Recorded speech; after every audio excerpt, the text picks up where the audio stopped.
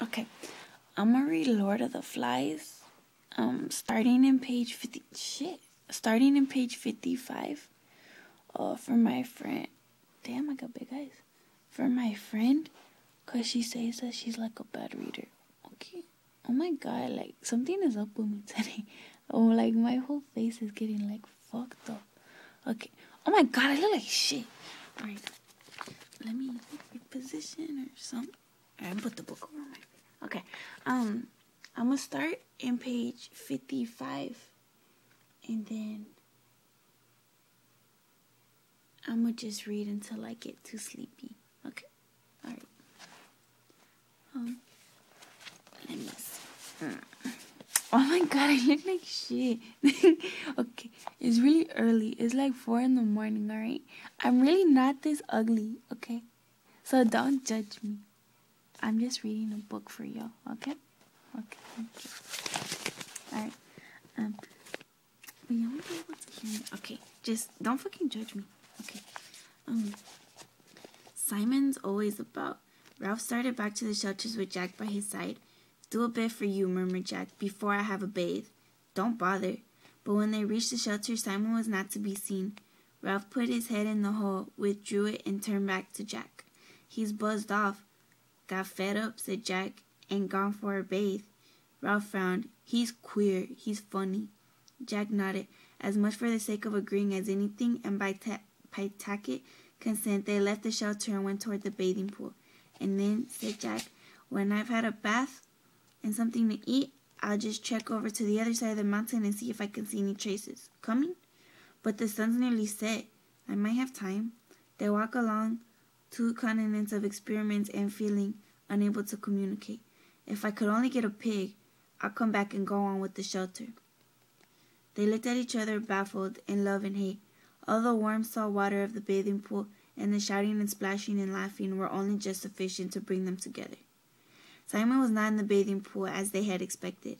When the other 2 had trotted down the beach to look down at the mountain, he had followed them a few yards and then stopped. He stood frowning down at a pile of sand on the beach where somebody had been trying to build a little house or hut.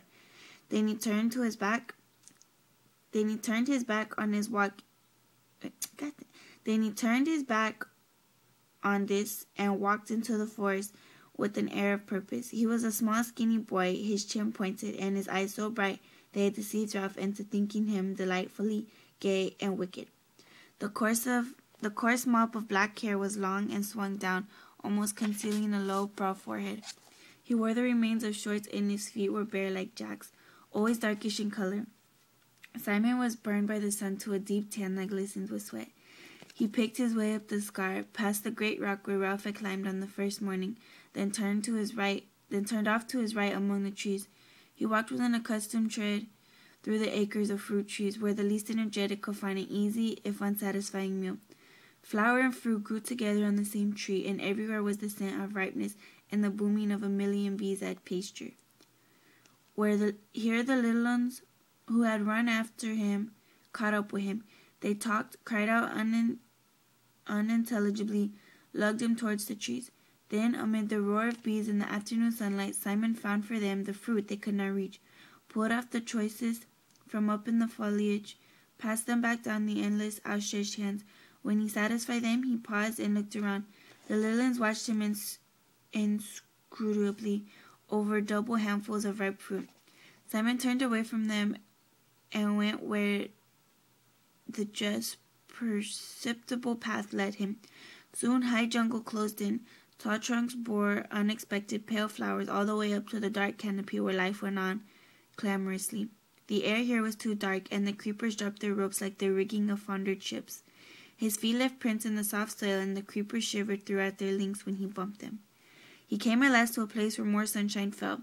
Since they had not so far to go for the light, the creepers had woven a great mat that hung on the side of the open space in the jungle. For here a patch of rock came close to the surface and would not allow more than little plants and ferns to grow.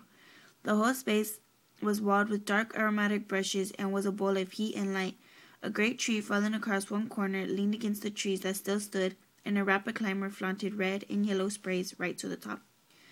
Simon paused. He looked over his shoulder as Jack had done at the closed ways, between him and glanced swiftly around to confirm that he was utterly alone. For a moment his movements were almost furtive. Then he bent down and wormed his way into the center of the mat. The creepers in the bushes were so close that he left his sweat on them, and they pulled together behind them.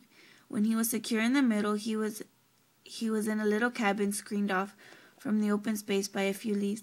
He squatted down, parted the leaves, and looked out into the clearing. Nothing moved but a pair of gaudy butterflies that danced round each other in the hot air. Holding his breath, he cocked a critical ear at the sounds of the island.